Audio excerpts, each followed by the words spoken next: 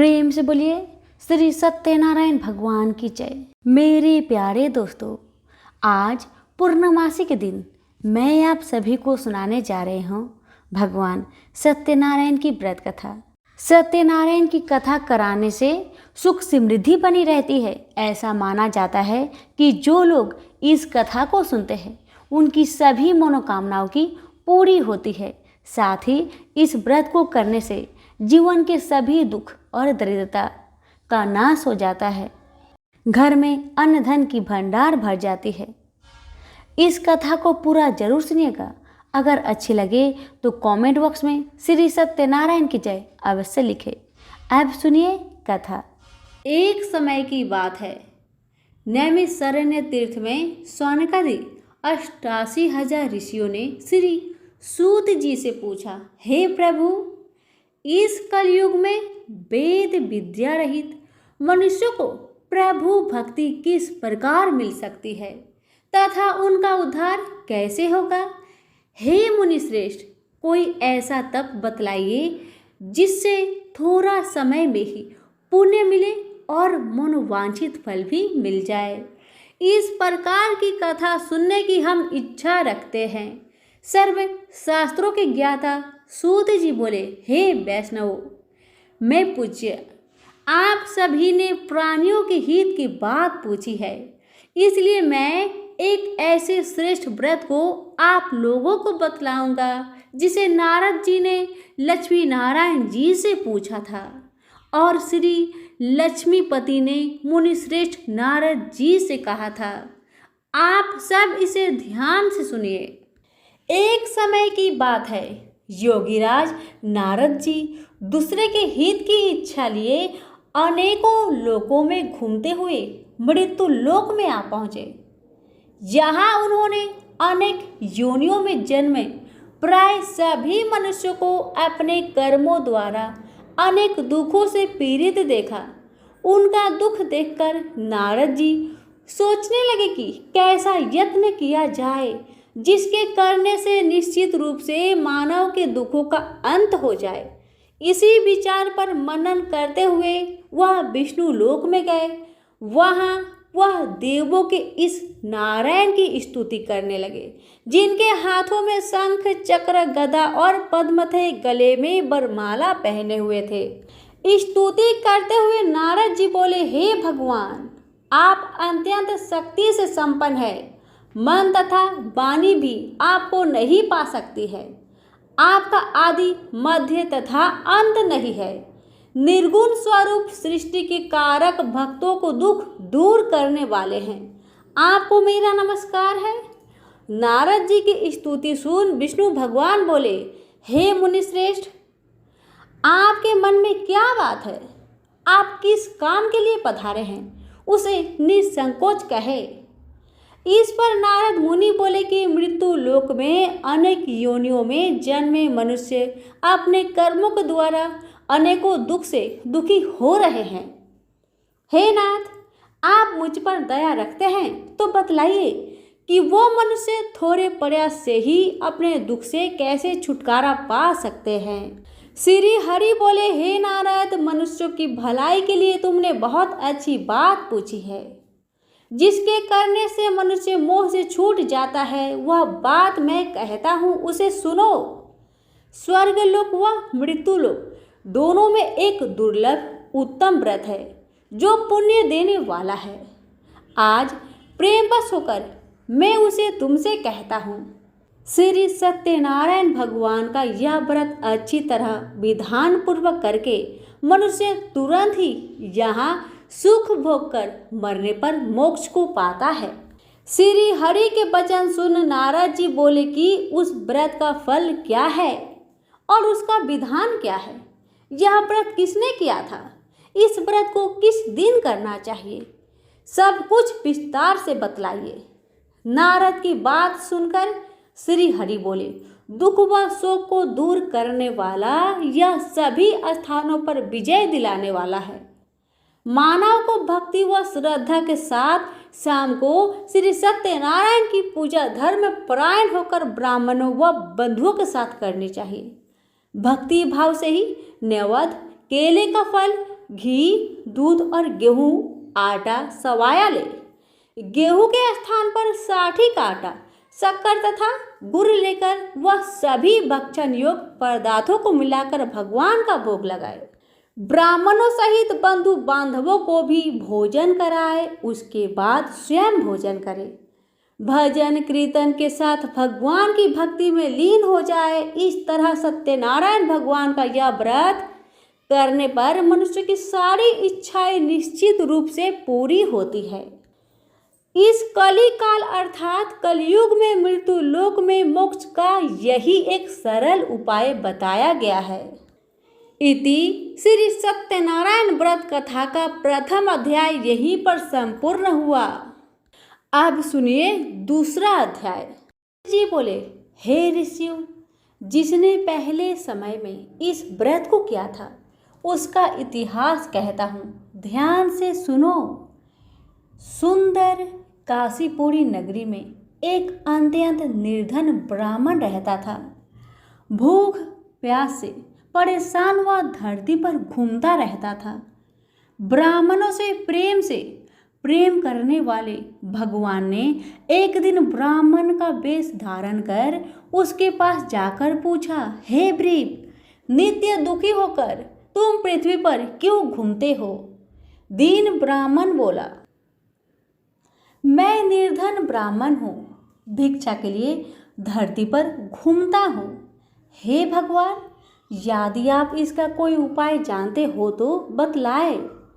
वृद्ध ब्राह्मण कहता है कि सत्यनारायण भगवान मनोवांछित फल देने वाले हैं, इसलिए तुम उनका पूजन करो।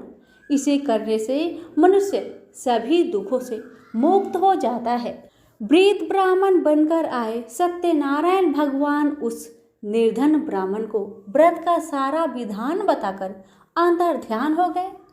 ब्राह्मण मन ही मन सोचने लगा कि जिस व्रत को वृद्ध ब्राह्मण करने को कह गया है मैं उसे जरूर करूँगा।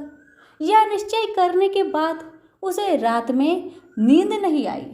वह सवेरे उठकर सत्यनारायण भगवान के व्रत का निश्चय कर भिक्षा के लिए चला गया। उस दिन निर्धन ब्राह्मण को भिक्षा में बहुत धन मिला, जिससे उसने बंधु बांधवों के साथ मिलकर श्री सत्यनारायण भगवान का व्रत संपन्न किया।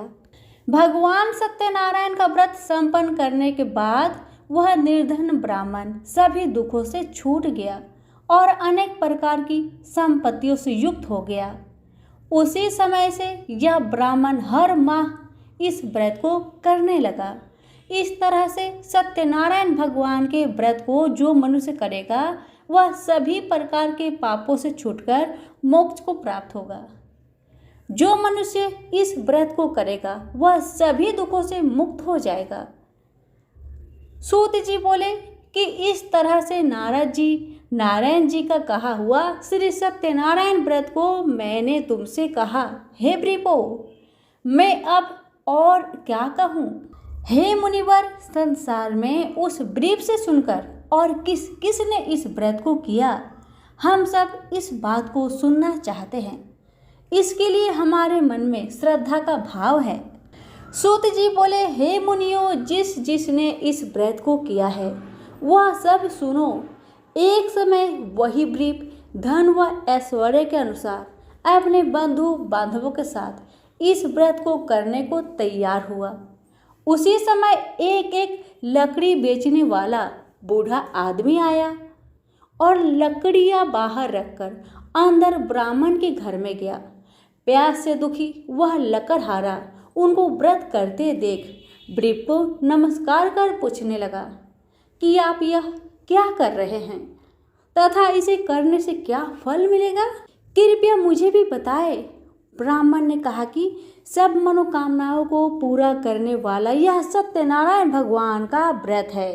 इनकी कृपा से ही मेरे घर में धन धान्य आदि का वृद्धि हुई है। ब्रीप से सत्यनारायण व्रत के बारे में जानकर लकड़हारा बहुत प्रसन्न हुआ। चरणामृत लेकर वह प्रसाद खाने के बाद वह अपने घर गया। लकड़हारे ने अपने मन में संकल्प किया कि आज लकड़ी बेचने से जो धन मिलेगा उसी से श्री सत्यनारायण भगवान का उत्तम व्रत करूंगा। मन में इस विचार को ले बूढ़ा आदमी सिर पर लकड़ियां रखकर उस नगर में बेचने गया जहां धनी लोग ज्यादा रहते थे। उस नगर में उसे अपनी लकड़ियों का दाम पहले से 4 गुना अधिक मिलता है। बूढ़ा प्रसन्नता के साथ दाम लेकर केले, शक्कर, घी, दूध, दही और गेहूं का आटा ले और सत्यनारायण भगवान के व्रत की अन्य सामग्रियां लेकर अपने घर गया। वहां उसने अपने बंधु बांधवों को बुलाकर विधि विधान से सत्यनारायण भगवान का पूजन और व्रत किया। इस व्रत के प्रभाव से वह बूढ़ा लकड़हारा धन, पुत्र आदि से युक्त होकर संसार के समस्त सुख भोग कर अंत काल में वैकुंठ धाम चला गया। इति श्री सत्यनारायण व्रत कथा का दूसरा अध्याय संपूर्ण हुआ। अब सुनिए तीसरा अध्याय।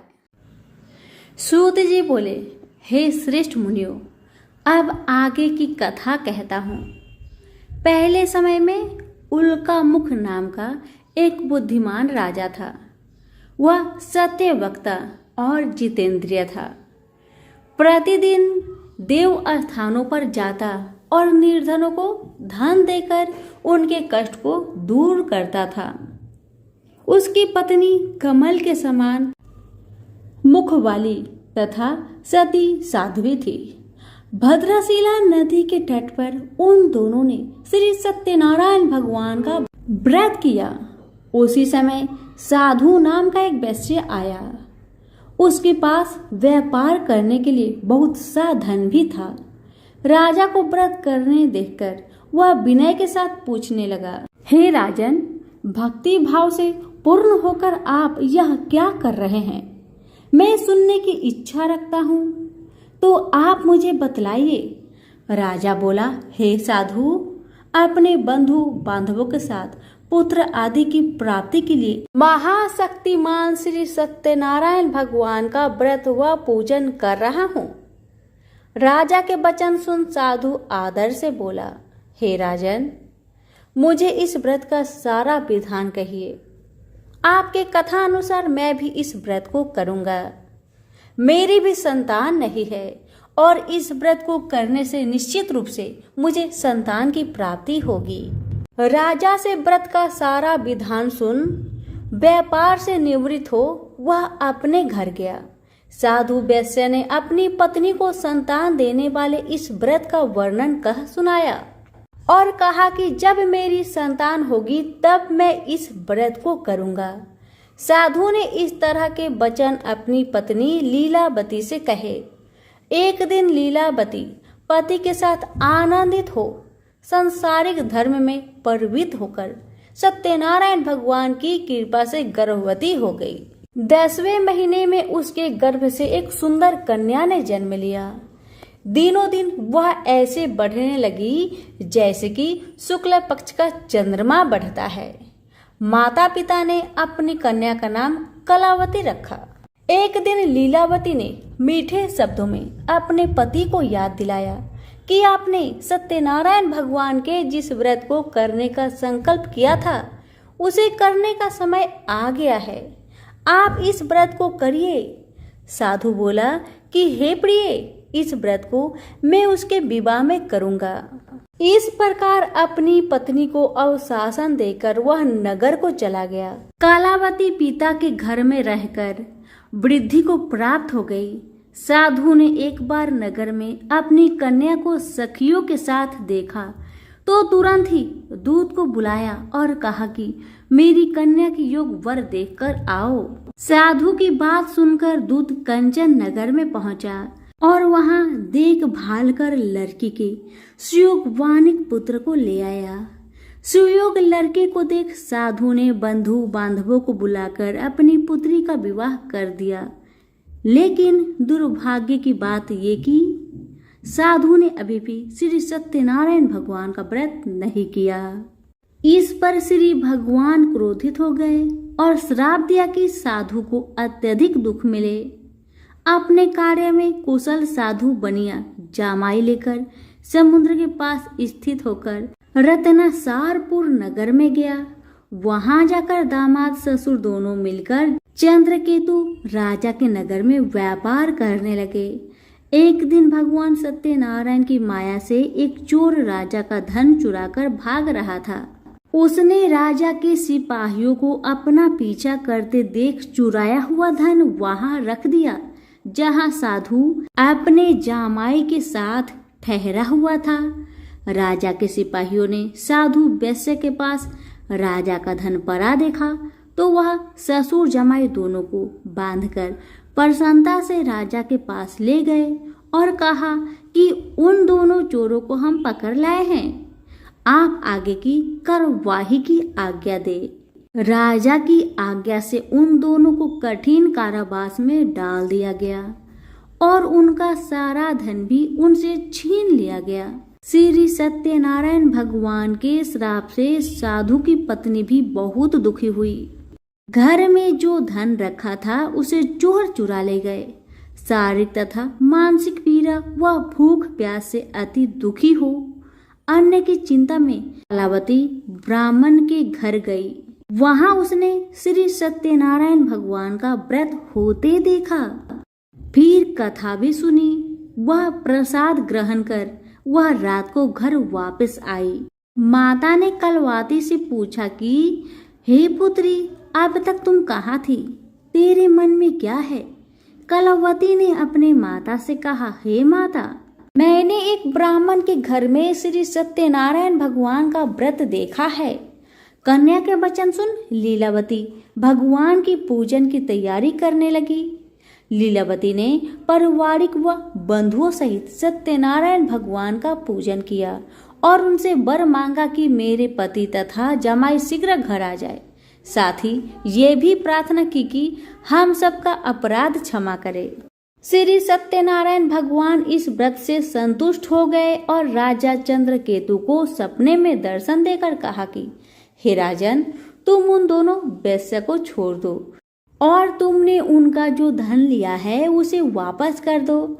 अगर ऐसा नहीं किया तो मैं तुम्हारा धन, राज्य व संतान सभी को नष्ट कर दूंगा। राजा को यह सब कहकर वह अंतर्ध्यान हो गए। प्रातःकाल सभा में राजा ने अपना सपना सुनाया। फिर बोले कि वानिक पुत्र को कैद से मुक्त कर सभा में लाओ। दोनों ने आते ही राजा को प्रणाम किया। राजा मीठी वाणी में बोला, हे महान भावों, भाग्यवश ऐसा कठिन दुख तुम्हें प्राप्त हुआ है, लेकिन अब तुम्हें कोई भय नहीं है।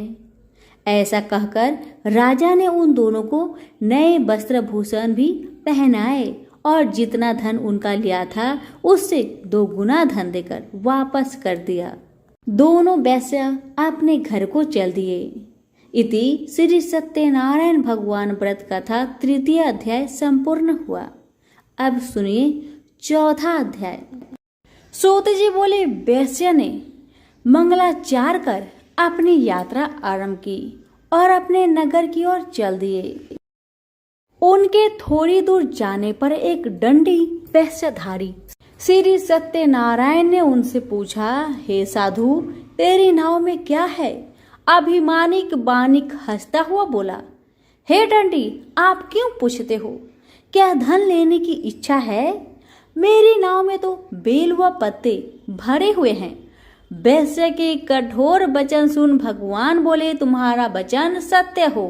दंडी ऐसे वचन कह वहां से दूर चले गए। कुछ दूर जाकर समुद्र के किनारे बैठ गए। दंडी के जाने के बाद साधु वैश्य ने नित्य क्रिया के पश्चात नाव को ऊंची उठते देखकर अचंभा माना और नाव में बेल पत्ते आदि देखकर वह मूर्छित हो जमीन पर गिर पड़ा। मूर्छा खुलने पर वह अत्यंत शोक में डूब गया। तब उसका दामाद बोला कि आप शोक न मनाए, यह दंडी का श्राप है, इसलिए हमें उनकी शरण में जाना चाहिए, तभी हमारी मनोकामना पूरी होगी। दामाद की बात सुनकर वह दंडी के पास पहुंचा और अत्यंत भक्ति भाव से नमस्कार कर बोला, मैंने आपसे जो असत्य वचन कहे थे उनके लिए मुझे क्षमा करे। ऐसा वचन कहकर महान शोकातुर हो रोने लगा। तब दंडी भगवान बोले, हे बानिक पुत्र, मेरी आज्ञा से बार बार तुम्हें दुख प्राप्त हुआ है, तू मेरी पूजा से विमुख हुआ। साधु बोला, हे भगवान, आपकी माया से ब्रह्मा आदि देवता भी आपके रूप को नहीं जानते, तब मैं अज्ञानी कैसे जान सकता हूँ। आप प्रसन्न होइए, अब मैं सामर्थ्य के अनुसार आपकी पूजा करूंगा। मेरी रक्षा करे और पहले के समान नौका में धन भर दे। साधु वैश्य के भक्ति पूर्वक वचन सुनकर भगवान प्रसन्न हो गए और उसकी इच्छा अनुसार वरदान देकर अंतर ध्यान हो गए। ससुर जमाई जब नाव पर आए तो नाव धन से भरी हुई थी। फिर वह अपनी अन्य साथियों के साथ सत्यनारायण भगवान का पूजन कर अपने नगर को चल दिए। जब नगर के नजदीक पहुंचे तो दूत को घर पर खबर करने को भेज दिया। दूत साधु की पत्नी को प्रणाम कर कहता है कि मालिक अपने दामाद सहित नगर के निकट आ गए हैं। दूत की बात सुन साधु की पत्नी लीलावती ने बड़े हर्ष के साथ सत्यनारायण भगवान का पूजन कर अपनी पुत्री कालावती से कहा कि मैं अपने पति के दर्शन को जाती हूँ, तू कार्य पूर्ण कर शीघ्र आ जा। माता के ऐसे वचन सुन कालावती जल्दी से प्रसाद छोड़ अपने पति के पास चली गई। प्रसाद की अवज्ञा के कारण श्री सत्यनारायण भगवान रुष्ट हो गए और नाव सहित उसके पति को पानी में डुबो दिए। कालावती अपने पति को वहां ना पाकर रोती हुई जमीन पर गिर गई। नौका को डूबा हुआ देख वह कन्या को रोता देख साधु दुखी होकर बोला, हे प्रभु, मुझसे तथा मेरे परिवार से जो भूल हुई है उसे क्षमा करे। साधु के दीन वचन सुनकर श्री सत्यनारायण भगवान प्रसन्न हो गए और आकाशवाणी हुई, हे साधु, तेरी कन्या मेरी प्रसाद को छोड़कर आई है, इसलिए उसका पति अदृश्य हो गया है। यदि वह घर जाकर प्रसाद खाकर लौटती है तो इसे इसका पति अवश्य मिलेगा। ऐसी आकाशवाणी सुन कलावती घर पहुंचकर प्रसाद खाती है और फिर आकर अपने पति के दर्शन करती है। उसके बाद साधु अपने बंधु बांधवों सहित श्री सत्यनारायण भगवान का विधि विधान से पूजन करता है। इस लोक का सुख भोग वह अंत में स्वर्ग को जाता है। इति श्री सत्यनारायण भगवान व्रत कथा का चतुर्थ अध्याय संपूर्ण हुआ। अब सुनिए 5वां अध्याय। सूत जी बोले, हे ऋषियों, मैं और भी एक कथा सुनाता हूँ, उसे भी ध्यान पूर्वक सुनो। प्रजापालक में लीन तुंगध्वज नाम का एक राजा था।